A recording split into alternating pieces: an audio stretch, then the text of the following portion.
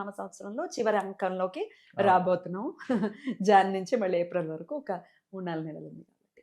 So, 26వ సంవత్సరం ఎలా ఉండబోతోంది, భయపెట్టబోతోంది అనేది మీరు కూడా ప్రిడిక్షన్స్‌ని ఇవ్వటం జరిగింది. మీ ప్రిడిక్షన్స్‌ని నేను పర్సనల్‌గా డెఫినిట్‌గా చాలా నమ్ముతాను. యాక్యురేట్‌గా ఇస్తారు అని.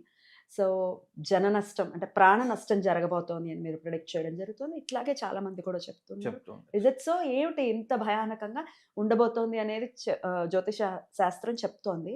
మరి బయటపడడానికి మార్గం కూడా చెప్పాలి కదా! అవును. తాళం వేసి ఊరుకోకూడదు. తాళం చెవి కూడా ఇవ్వాలి. మరెలా ఉండబోతోంది?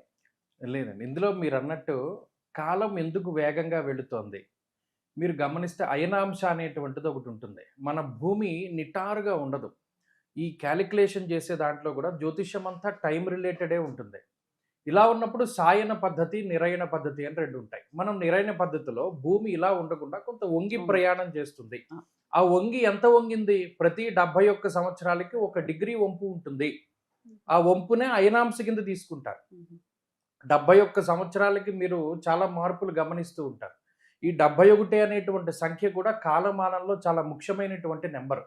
ఈ అయనాంశ ఆధారితంగానే మనం చెప్తాం. మీరు గమనించండి 2020 సంవత్సరం దాటిన తర్వాత భూమి తిరిగేటువంటి స్పీడ్‌లో కూడా మార్పులొచ్చాయి అని చెప్పి చాలామంది సైంటిస్టులు కూడా నమ్ముతూ ఉన్నారు. అందుకనే కళ్ళు మూసి తెరిచే లోపల సంవత్సరాలు ఎళ్ళిపోతున్నాయి. యాహ్! కరోనా వచ్చింది మొన్నే వచ్చినట్టు ఉంది. కానీ అవును. 5 సంవత్సరాలు పూర్తయింది. ఒక సంవత్సరం, క్రితం సంవత్సరం మనం కార్తీక మాసంలో ఇలా చేసుకున్నాం అనుకునే టైంలోనే మళ్ళా కార్తీక మాసం వచ్చింది. అంటే ఇక్కడ ఏంటి అంటే టైం చాలా స్పీడ్‌గా నడుస్తూ ఉన్నది. సరే ఈ కాలాన్ని పట్టుకోవడం అనేది మన చేతిలో ఉండదు. ఆ! జస్ట్ దాన్ని మనం ఎలా ఉపయోగించుకుంటామన్న దాన్ని బట్టే జీవితం ఆధారపడి ఉంటుంది. 26 కాదు నిజంగా చెప్పాలి అంటే 27 కొంత ఇబ్బంది పెట్టేటువంటి సంవత్సరం. ఓకే. ఓకే. పరాభవనామ సంవత్సరంలోనే పరాభవాలుంటాయా? ఆహ్, అంటే పేరు నామానికి సార్థకత ఉంటుంది ఎంతో కొంత. ఖచ్చితంగా ఉంటుంది. ఆ! మరిప్పుడు కరోనా వచ్చినప్పుడు ఆ! ప్లవానామ సంవత్సరం. వికారి ఇటు నామం. నుండి ఇటు మనల్ని హ్మ్. దాటించేటువంటి ఓడ లాంటిది. ఆ! ఇవన్నీ ఉన్నాయి గదా! హ్మ్. అలాగే పరాభవ అనేటువంటిది ఎవరికి పరాభవము? అంటే ఇది ప్రముఖంగా ఒక రాష్ట్రాన్నో, ఒక దేశాన్నో, ఒక ప్రపంచాన్ని నడిపించేటువంటి శక్తులకి కొంత పరాభవము. మీరు గమనిస్తే దానికి రీజన్ గూడా ఒకటుంటుంది. పంచాంగ సరళి అనేటువంటి ఒక పెద్ద గ్రంథం ఉన్నది. దాంట్లో ఈ కరోనా టైంలో గూడా కొన్ని శ్లోకాలు జెప్పారు. హ్మ్. ఏమని? హ్మ్. అతిచార గతే జీవౌ శనౌ వక్రత్వమాగతే హాహాకారం జగత్ సర్వం దుర్భిక్షం క్షామడాంబరం అని చెప్పారు. 2020లో మకర రాశిలో శని వక్రగతిలో ఉండి, గురుడు అతిచారంలో ఉండి, వారిద్దరూ కలిసినప్పుడు హాహాకారాం జగత్ సర్వం దుర్భిక్షం క్షామడాంబరం. మరి అటు జరిగింది గదా! 2020లోనే కరోనా వచ్చింది. అది ఎంతవరకు బౌండరీ అన్నది అక్కడ చెప్పలేదు. అది వేరే విషయం. ఇప్పుడు 2026, 27 సంవత్సరాల్లో అంటే ఈ పరాభవనామ సంవత్సరంలో త్రిరాశిగతే జీవౌ. ఈ గురుడు త్రిభిర్రాశిగతే జీవౌ. 3 రాశుల్లో గనక సంచారం చేసినప్పుడు 7,00,00,000 పీనుగులు లేస్తాయి అని చెప్పి కరాఖండిగా అందులో రాశారు. అమ్మ బాబోయ్! దానికి శ్లోక ప్రమాణం గూడా ఉన్నది. ఎలా 3 సార్లు సంచారం అవుతూ ఉన్నది? హ్మ్. జనరల్‌గా జనవరి దగ్గర నుండి తీసుకోండి. ఉగాదికి గురువు మిథున రాశిలోనే ఉంటారు. ఆ! ఉగాది తర్వాత జూన్ 2వ తారీఖు నాడు ఆయన కర్కాటక సంక్రమణం చేస్తారు. మరలా అక్టోబర్ 31వ తారీఖున సంచారం సింహరాశిలోకి వెళుతూ ఉన్నది. అంతేనా? మళ్ళీ అతిచారం ఉందా? అతిచారం ఉంటుంది. అంటే ఇక్కడ పరాభవనామ సంవత్సరంలోనే ఏమవుతోంది?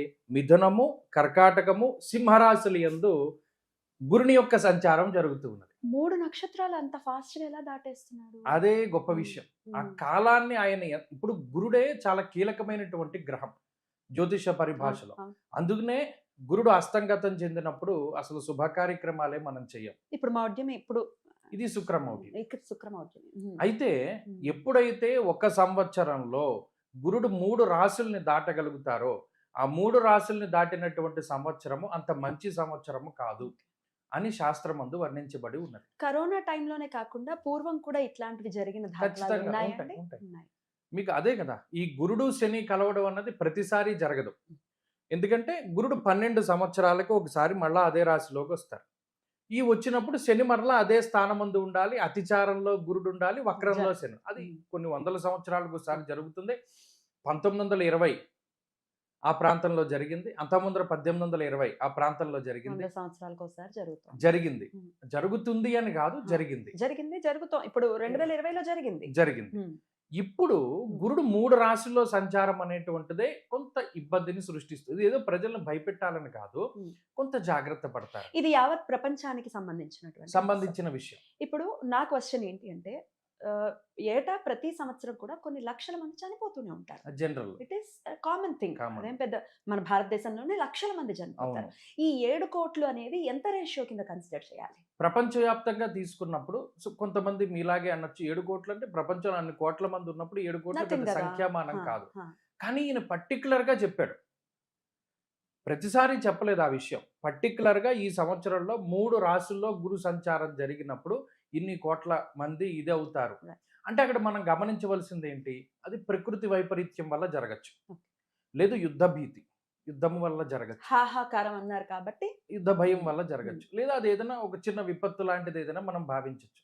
అయితే ఇక్కడ ఏంటి అంటే మనం భూమి మీద ఉన్నాం. మనం పెద్ద శక్తివంతులం కాదు. మానవ మాతృలం కదా. ప్రకృతి మన మీద కోపంగా ఉంటే మనం సర్వైవ్ అవ్వలేం. కాబట్టి ఏంటి అంటే కొంత జాగ్రత్త పడితే మంచిది Right. అన్న ఉద్దేశమే. అంతకుమించి ఏం లేదు. డెఫినెట్లీ సూచిస్తున్నాం. ప్రొడిక్షన్స్ అంటే ఏమిటి? ఇదిగో ఇది బాబు ఈ రూట్ లో బాలేదు, జాగ్రత్తగా వెళ్ళు అని చెప్పటమే కదా. భయపడాలని కాదు ఇప్పుడు మనం మాట్లాడుకున్నాం. అంతే. బయటపడటానికి మార్గం ఏమిటి మరి? దీనికి ప్రకృతిని అనుసంధానం చేసుకుని మనం ముందుకు వెళుతూ ఉండాలి. మీకు మంత్రార్థాల్లో కూడా పర్జన్యస్యాం అనే మంత్రాలు ఎక్కువ వినబడుతుంటాయి. మేఘాలకి సంబంధించినటువంటివి. అలాగే యజ్ఞయాగాది క్రతువులు అనేటువంటివి చాలా ముఖ్యము.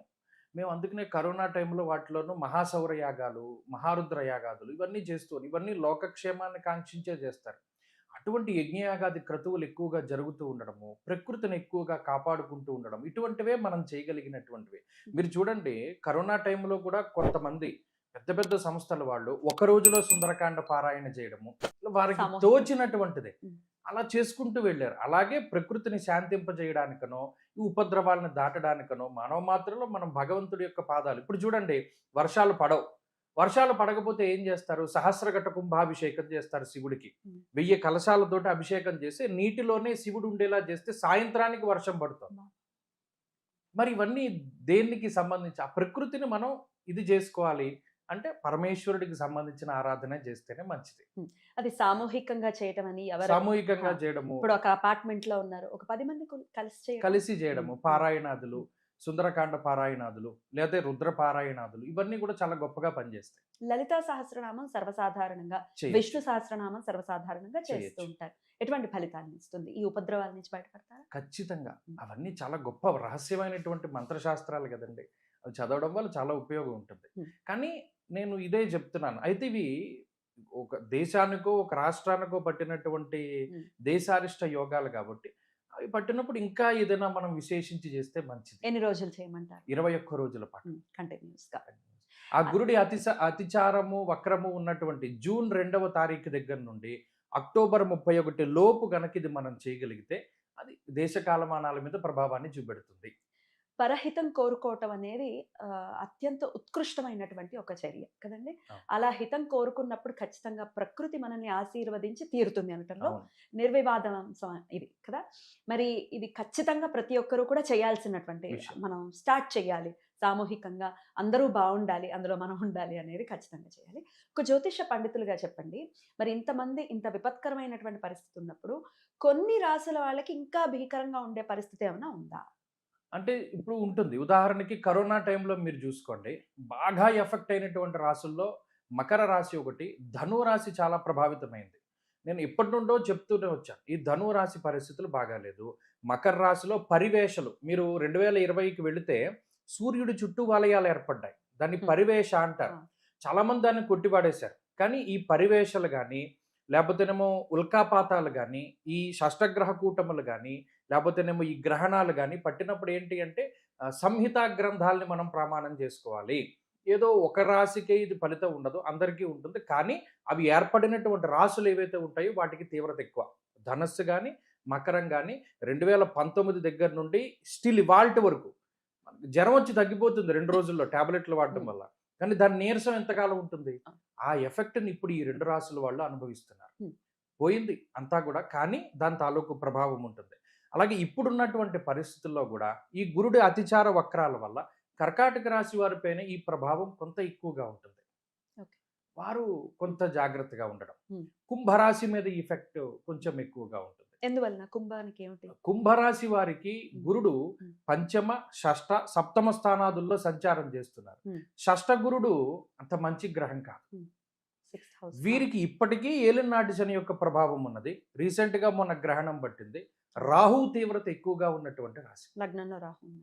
జన్మరాశి స్థిత రాహువు ధరాపుత్ర విరోధస్య ప్రభాసం రోగపీడనం అర్ధహానిర్మహా కష్టం జన్మస్థానగతో ఫణి అన్నారు. బాబా.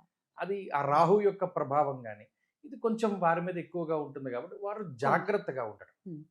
కర్కాటక రాశి వారు కొంత జాగ్రత్తగా ఉండడం. ఉమ్. ఇవి రెండు ప్రధానంగా మనం చూసుకుంటే సరే. లగ్నం వయసు కూడా చూసుకోవచ్చా అండి? ఓన్లీ రాసే చూడమంటారా? రాసేనండి. ఈ మధ్య కాలంలో లగ్నాన్ని బట్టి ఫలితాలు చెప్తున్నారట. చాలా గొప్ప, అసలు అది నమ్మశక్యం కాని విషయం. ఎలా చెప్తారు లగ్నాన్ని బట్టి? దానికి ఒక ప్రమాణం లేదు. లగ్నమే ప్రమాణం కదా, లగ్నమే ఇండివిజువల్ చూసుకోవాలి అంటారు. జాతకానికి మీ ఇండివిజువల్ జాతకంలో మీ లగ్నము లగ్నాధారిత గ్రహస్థితి ఫిక్స్డ్ గా ఉంటుంది. ఉమ్. గోచారానికి లగ్నానికి సంబంధం ఉండదు అసలు. Right. దానికి ప్రమాణమే లేదు. రాశి బట్టే చూసుకోవాలి. రాశి జన్మరాశి సమారభ్యాం చంద్రభాంతం ప్రగణ్యతే ద్వాదశ స్థాన సంఖ్యను శుభాశుభ వినిర్ణయ.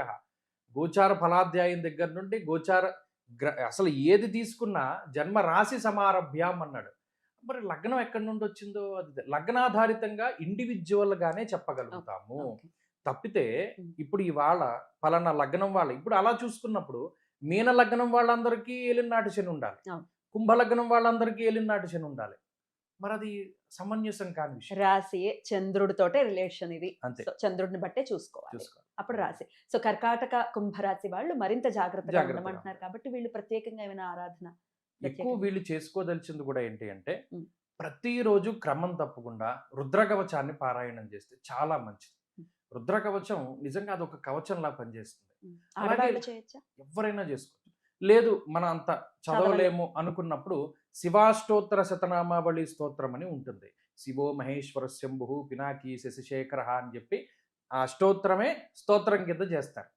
ప్రతిరోజు ప్రదోష కాలంలో శివుడి దగ్గర దీపారాధన చేసి శివాష్టోత్తర శతనామావళి గనక వాళ్ళు చదవగలిగితే ఎన్నో ఉపద్రవాల నుండి వాళ్ళు బయటపడతారు. ఖచ్చితంగా ఇవి చేసుకోవాలి. ఉపద్రవం నుంచి ఖచ్చితంగా భగవంతుడిని శరణు వేడితే బయటపడటం అనివార్యం. చాలా చక్కగా తెలియజేశారండి. కృతజ్ఞతలు. నమస్కారం.